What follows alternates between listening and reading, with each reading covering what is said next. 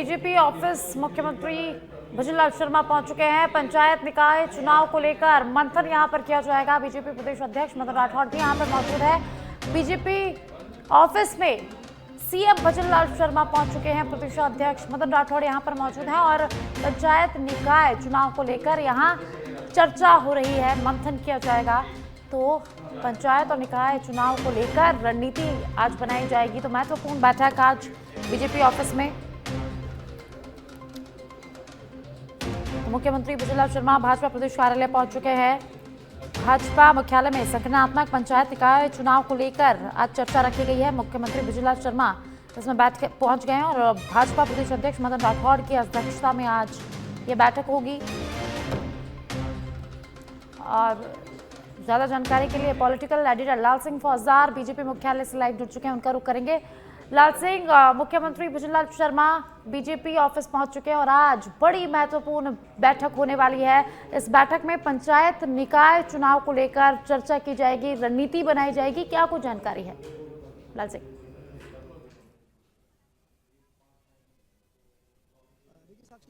पंचायत और निकाय चुनाव को लेकर संगठन किस तरह काम करेगा, संगठन का क्या भूमिका रहेगी और कैसे कार्यकर्ताओं को कमर कस के इस पंचायत और निकाय चुनाव में लड़ाना, इसके लिए पूरी तरह से तैयारी है पार्टी की।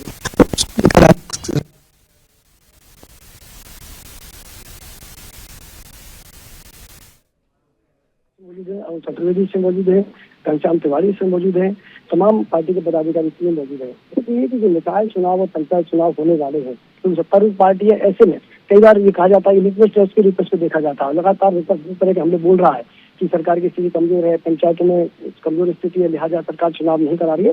ऐसे तमाम जो सियासी बयानबाजी चल रही है उसको काउंटर करने के लिए बीजेपी कैसे इन चुनावों में जीत हासिल करे, किस तरह की रणनीति से काम करे, बीजेपी कैसे इन चुनावों में जीत हासिल करे, किस तरह की रणनीति से काम करे। क्योंकि बीजेपी ने सर्वे कराया तो कुछ सीटों पर स्थिति बेहद खराब भी मिली है, अच्छी भी मिली है। तो पूरा जो उनका सर्वे आया उस आधार पर जो कमजोर सीटें हैं उन पर किस तरह की रणनीति अपनाई जाए, उन पर कैसे काम किया जाए, उनको कैसे मजबूत किया जाए। तो वहाँ विस्तारक योजना के तहत काम किया जा रहा है, संगठन के पदाधिकारी वहाँ पर लगाया जा रहा है, अलग अलग भूमिका में भेजा जा रहा है। तो आज जो मीटिंग है, क्योंकि आप इससे अंदाजा लगा सकते हैं, जब प्रदेश के मुखिया खुद मौजूद हैं, पार्टी के प्रदेश अध्यक्ष मौजूद हैं, संगठन महामंत्री मौजूद हैं, पार्टी के वरिष्ठ पदाधिकारी मौजूद हैं, तो पूरी तरह से कैसे चुनावी निकाय के समर को जीतना है, कैसे पंचायत चुनाव में जीत हासिल करनी है, उसको लेकर रणनीति बनेगी। जो कमजोर सीटें हैं वहाँ पर किस तरह काम किया जाए, सरकार की योजनाएं कैसे जनता तक पहुंचे, सरकार की तमाम जो योजनाएं ऐतिहासिक जो काम किए हुए हैं उनको जनता तक कैसे डिलीवर किया जाए, मास मीडिया के जरिए कैसे पहुंचाया जाए, और जो अगर कोई नैरेटिव परसेप्शन बन रहा है सरकार को लेकर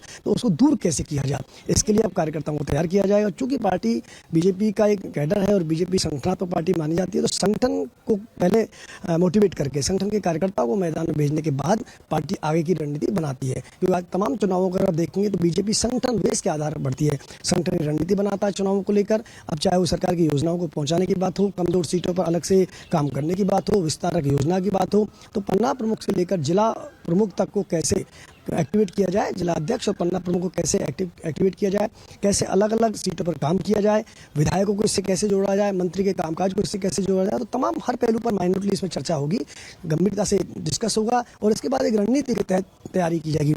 कुछ दौरे भी तय किए जाएंगे, अलग अलग क्षेत्रों में दौरे किए जाएंगे, मंत्रियों को अलग से जिम्मेदारी दी जाएगी, जो प्रभार वाले मंत्री उनको अलग से जिम्मेदारी दी जाएगी। तो कुल मिलाकर मैं कह सकता हूँ इस मीटिंग में कैसे पंचायत और निकाय चुनाव के समर को जीतना कैसे है, इस रणनीति को लेकर आज मीटिंग अहम मानी जा रही है। जी साक्षी, बहुत बहुत शुक्रिया लाल सिंह इस तमाम जानकारी के लिए।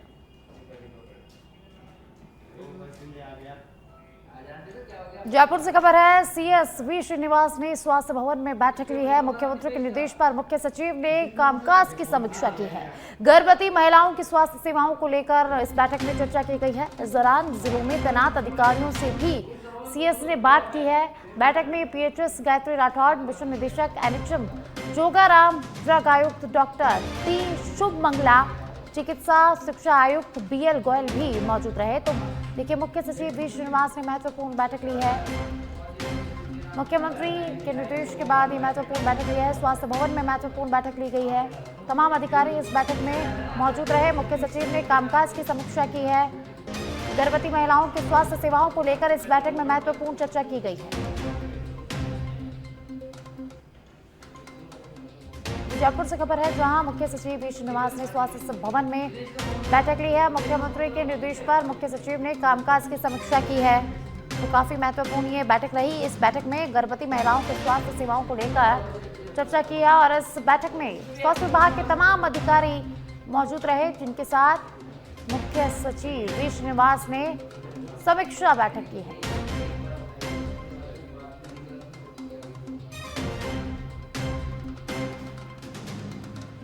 ड्रग आयुक्त डॉक्टर टी शुभ मंगला, चिकित्सा शिक्षा आयुक्त बीएल गोयल भी इस बैठक में मौजूद रहे और देखिए तमाम अधिकारी स्वास्थ्य विभाग के इस बैठक में मौजूद रहे और सभी के साथ वी श्रीनिवास ने समीक्षा की है।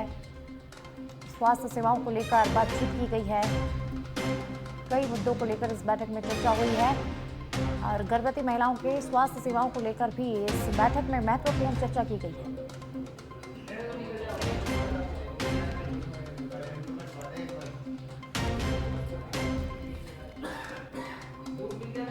मुख्य सचिव वी श्रीनिवास ने स्वास्थ्य भवन में महत्वपूर्ण बैठक ली है। मुख्य सचिव ने मुख्यमंत्री के निर्देश पर कामकाज की समीक्षा की है और इस बैठक में गर्भवती महिलाओं के स्वास्थ्य सेवाओं को लेकर चर्चा की गई है।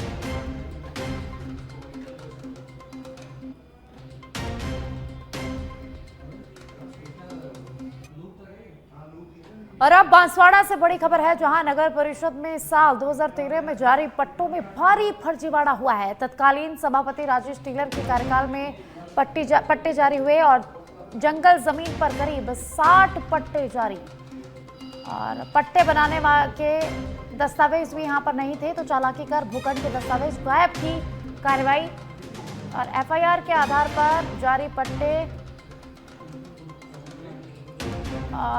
तो बड़ा फर्जीवाड़ा का खुलासा यहां पर हुआ है। आखिर कब जिला प्रशासन का चाबुक चलेगा?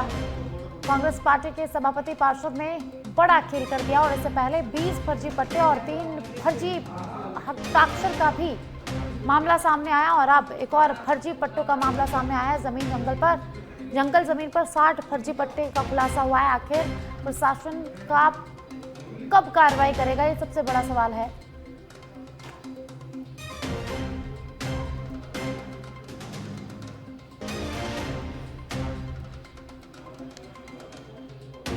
बांसवाड़ा से बड़ी खबर है, जहां फर्जी पट्टे का खुलासा हुआ है।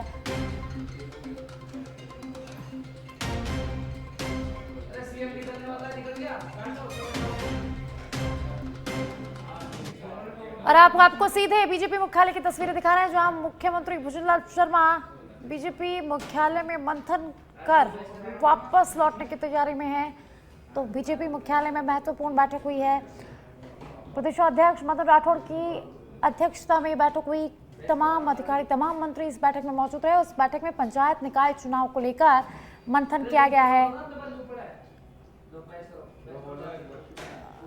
तो बीजेपी ऑफिस से तस्वीरें आपकी स्क्रीन पर मुख्यमंत्री भुजनलाल शर्मा की। ज्यादा जानकारी के लिए पॉलिटिकल एडिटर लाल सिंह फौजदार मेरे साथ फोन लाइन पर जुड़े हुए हैं, उनसे जानकारी लेंगे।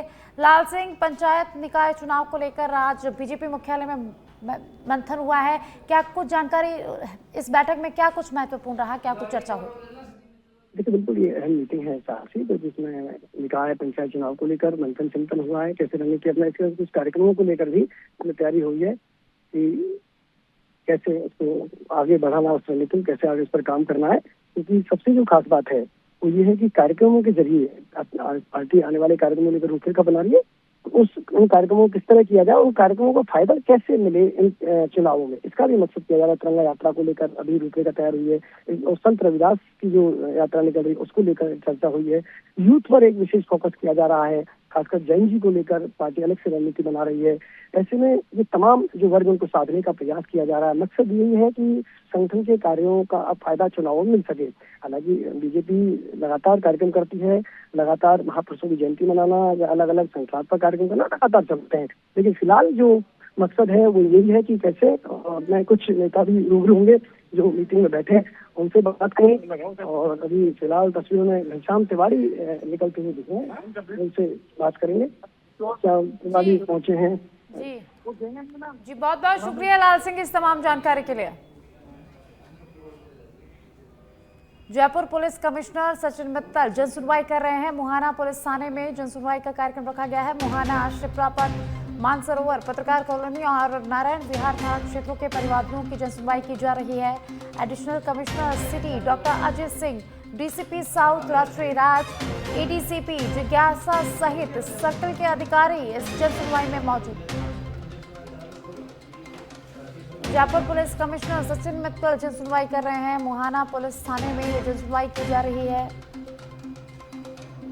मानसरोवर पत्रकार कॉलोनी के लोग यहां पर पहुंचे हैं, जिनकी समस्याओं को सुना जा रहा है। नारायण विहार थाना क्षेत्र में परिवादी भी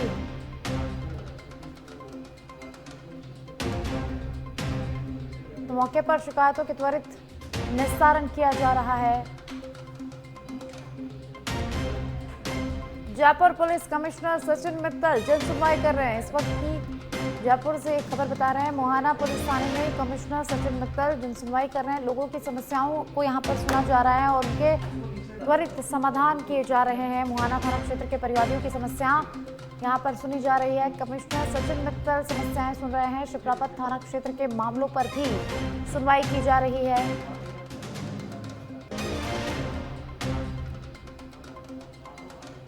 मानसरोवर और पत्रकार कॉलोनी के लोग जन सुनवाई में पहुंचे, अपनी समस्याओं को यहां पर बताया जा रहा है। नारायण विहार थाना क्षेत्र के परिवादी भी इसमें शामिल हैं।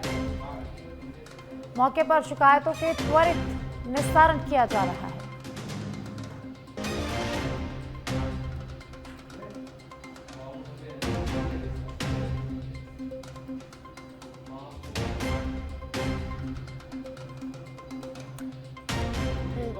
जयपुर पुलिस कमिश्नर सचिन मित्तल जन सुनवाई कर रहे हैं। और ज्यादा जानकारी के लिए मेरे सहयोगी राकेश मेरे साथ लाइव जुड़ चुके हैं, उनका रुख करेंगे। राकेश, हम देखते हैं कि सचिन मित्तल जल्द से जल्द जन सुनवाई करते हैं और आज एक बार फिर से वो जन सुनवाई कर रहे हैं। लोगों की समस्याओं यहाँ पर सुनी जा रही है और उनका त्वरित निस्तारण भी किया जा रहा है। तो मौके पर अभी क्या कुछ स्थिति बनी है, क्या कुछ आप देख पा रहे हैं? देखिए, जयपुर पुलिस कमिश्नर लगातार जन सुनवाई कर रहे हैं। आज मुहाना थाने में जन सुनवाई का कार्यक्रम है। आप विजुअल के माध्यम से देख सकते हैं कि Jaipur police commissioner Sachin Mittal, additional commissioner city doctor Ajay Singh और डीसीपी साउथ राज ऋषि आज जन सुनवाई कर रहे हैं। मुहाना थाना क्षेत्र के जो परिवादी है वो यहाँ पर अपनी समस्या लेकर आए हुए हैं। लगातार जन सुनवाई में जो परिवादी है वो अपनी परिवेदना यहाँ अफसरों को बता रहे हैं और मौके पर ही समाधान करने की कोशिश की जा रही है, क्योंकि कई प्रकरण ऐसे हैं जिसमें जांच के आदेश दिए गए हैं और वो कई प्रकरणों में जो परिवाद है वो दिया गया है, उसकी निष्पक्ष जांच करने का आश्वासन भी जयपुर पुलिस कमिश्नर के द्वारा कहा गया है। अब यहाँ पर लगातार जो लोगों की जो संख्या है वो बढ़ती जा रही है। 11:30 बजे से 1:30 बजे का जो समय निर्धारित किया गया था जन सुनवाई का, जिसमें जो मुहाना थाना सर्किल के कई जो परिवादी है वो यहाँ पर आए हुए हैं और लगातार कई लोगों की जो समस्या है उनका समाधान त्वरित सुना जा रहा है और कईयों को आश्वासन भी दिया गया है कि उनकी जो समस्या है उनका जो समाधान है वो थाने स्तर पर जल्द से जल्द किया जाए। उसकी अनुपालना रिपोर्ट के लिए जो जयपुर पुलिस कमिश्नर है उन्होंने अपने अधीनस्थों को बोल रखा है। जी, बहुत बहुत शुक्रिया राकेश इस तमाम जानकारी के लिए। जयपुर पुलिस कमिश्नर सचिन मित्तल जन सुनवाई कर रहे हैं, तो बड़ी संख्या में लोग अपनी समस्याएं लेकर उनके पास पहुंच रहे हैं और कई समस्याओं का मौके पर ही निस्तारण भी किया जा रहा है। इसके अलावा कई निर्देश दे दिए गए हैं।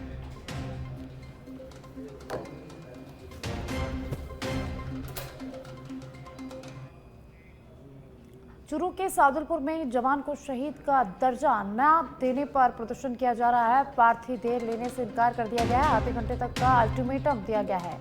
अरुणाचल प्रदेश में बचाव कार्य के दौरान हादसे में निधन हो गया। चूरू के बीआरओ जवान जगवीर रेपसवाल का निधन हो गया है। ग्रीफ के सैनिकों को शहीद का दर्जा नहीं मिलता और ऐसे का प्रदर्शन किया जा रहा, विरोध किया जा रहा है। जयपुर से खबर है जहां एएनटीएफ ने 300 दिन में ऐतिहासिक कीर्तिमान रच दिया है। 700 करोड़ रुपए से अधिक की जब्ती का आंकड़ा पार किया है। आईजी विकास कुमार के निर्देशन में बड़ी सफलता मिली है। राजस्थान को नशा मुक्त बनाने का अभियान जारी है। अफीम तस्करी पर एएनटीएफ का बड़ा प्रहार देखने को मिला है। मणिपुर, एमपी, छत्तीसगढ़ और झारखंड से खेप पकड़ी गई। काले जहर की तस्करी पर लगातार शिकंजा कसा गया और नशा तस्करों के खिलाफ अभियान तेज हो गया है। लगातार कार्रवाई की जा रही है।